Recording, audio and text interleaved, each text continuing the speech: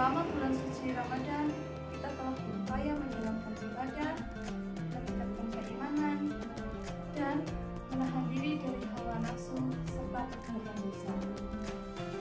Di hari-hari penghujung Ramadan ini, kita semua bersiap untuk melepas kepergian bulan mulia ini, sekaligus bersiap menyambut kedatangan hari raya Idul Fitri. Saat Idul Fitri inilah semua umat muslim bersukaria, mengenakan baju baru, menyiapkan aneka kue lebaran, berkumpul dengan sanak saudara, dan sejumlah momen bahagia lainnya.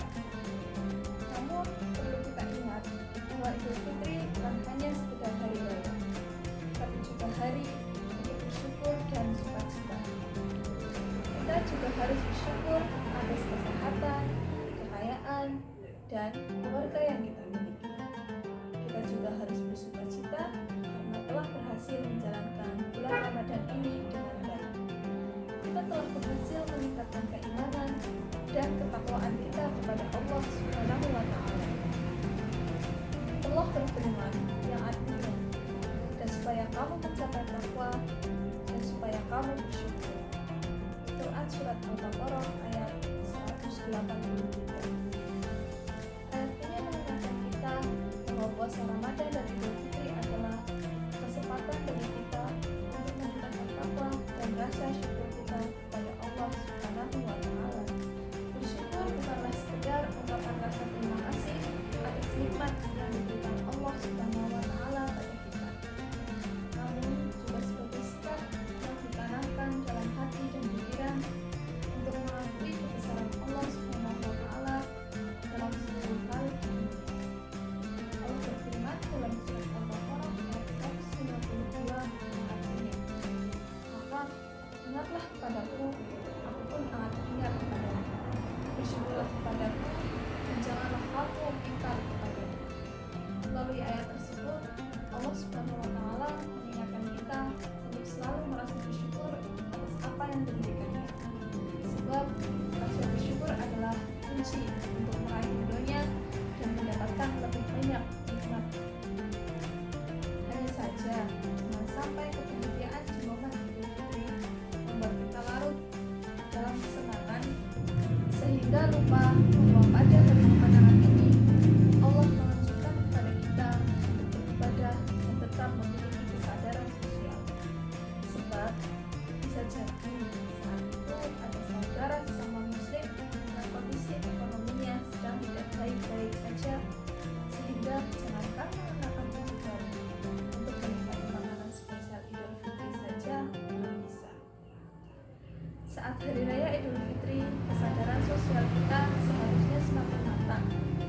Jika selama Ramadan kita digembleng dengan lapar dan dahaga, sehingga bisa merasakan bagaimana menjadi orang yang hidup dan bersabar, maka Idul Fitri menjadi puncak kemenangan berempati kita sebagai seorang muslim. Berbagi kepada saudara yang sedang berkekurangan di momen mulia ini menjadi salah satu bentuk pengalaman dari pengalaman yang sudah kita lalui. Selain menumbuhkan semangat berbagi, momen Idul Fitri juga harus digunakan untuk mendekatkan diri kepada Allah Subhanahu wa Ta'ala.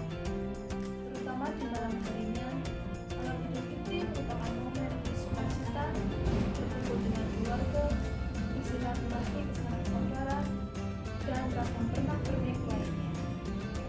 Namun jangan sampai suasana penuh gembira ini membuat kita larut dalam kesenangan sehingga lupa dengan Allah Subhanahu wa Ta'ala.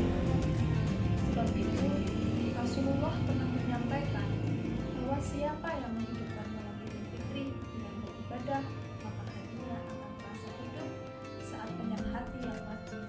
Rasulullah bersabda, siapa saja yang menghidupkan dua malam Id, Idul Fitri dan Idul Adha, karena Allah dengan mengharap ridhonya, maka hatinya tidak akan mati pada hari di mana hati manusia menjadi mati. Hadis riwayat Asy-Syafi'i dan Ibnu Majah.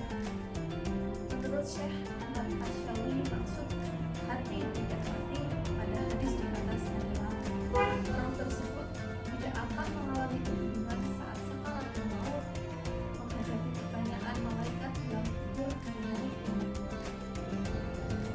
bisa meluangkan sebagian waktu di malam hari untuk melakukan ibadah sunnah seperti sholat witir, tahajud, sholat isya berjamaah, dan sebagainya. Kemudian juga berdoa agar Ramadan tahun ini